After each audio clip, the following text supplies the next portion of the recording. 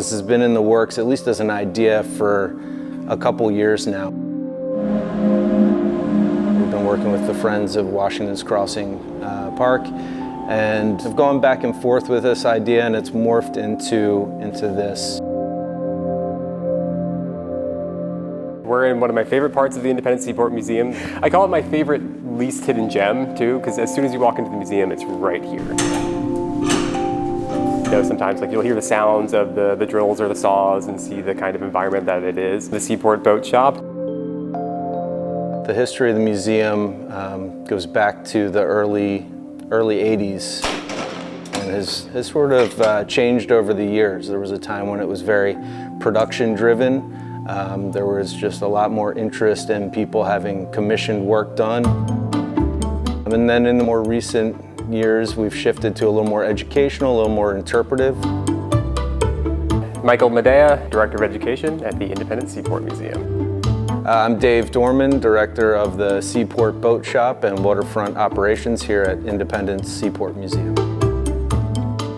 Right behind me, we have a Durham boat that we are building in the shop itself for Washington Crossing Historic Park up in Bucks County. Basically, it all starts with the plans. So we take the paper drawings, we draw them out full size. The goal of this project is to provide an interactive experience for visitors to the park.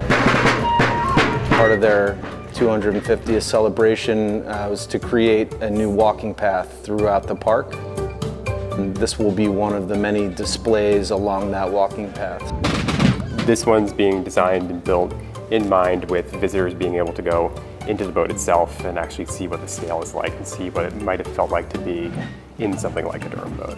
Once we have the basic shell of the boat, we can then start to look at our construction drawing, which is the second set of drawings that most boat plans come with. A super durable boat, and for a boat this size, normally we're working with frames about half that size for a 40-foot vessel. So right off the bat, you can tell that this boat is meant to be very strong. And so then once we've made all of our molds, we proceed with the steam bending. Each frame lives in a steam box for about an hour and a half, and then it's pulled out and quickly bent around the molds that you see them resting on now. If you close your eyes and think of the birth of something like the Marines or the birth of the nation, you can't not picture Washington crossing the Delaware River, and this boat directly tells that story.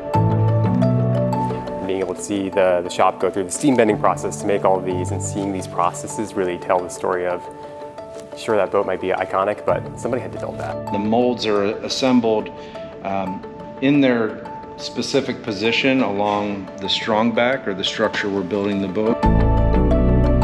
So it starts very narrow at either end and it gets its widest midships. As you look down and kind of line up each of these frames, you can see that structure kind of take place. It's actually more a ferry type of boat. So this would have been used to get goods and other materials across the Delaware River. These were used to carry iron from the Durham Iron Works, which is the namesake for the boat. And they brought iron down to Philadelphia in the 1700s, and then around the time of the war, started bringing cannonballs down as well. So when they were able to have these boats nearby, when they needed to cross over to Trenton, having something like this that could easily fit a lot of people, like this is about 40 feet long. And Washington took advantage of these boats' ability to carry a lot of weight. So it was very advantageous for them to load up as many people and horses as could fit and make the crossing as safe as possible on a treacherous evening.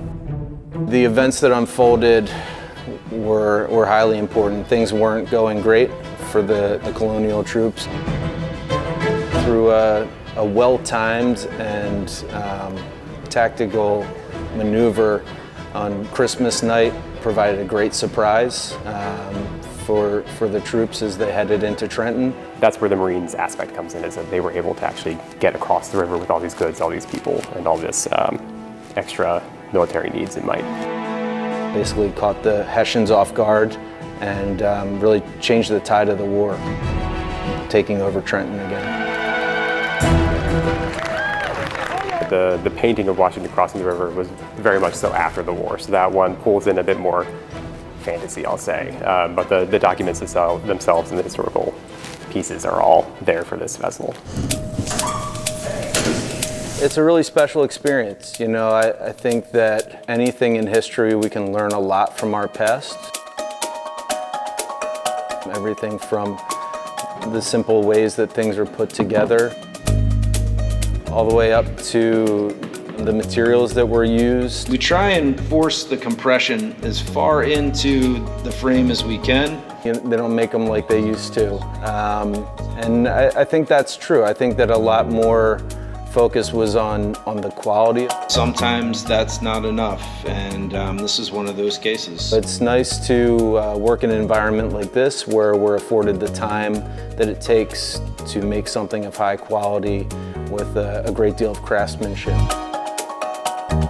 Going through the whole process, starting with loft drawings and getting to this point alone. We started in, I believe it was June of 25, going through May of 26. We're about to hit a turning point where we'll shift to a couple other structural pieces and then planking, and that'll go quickly and give us a little bit of encouragement to move on to the next step.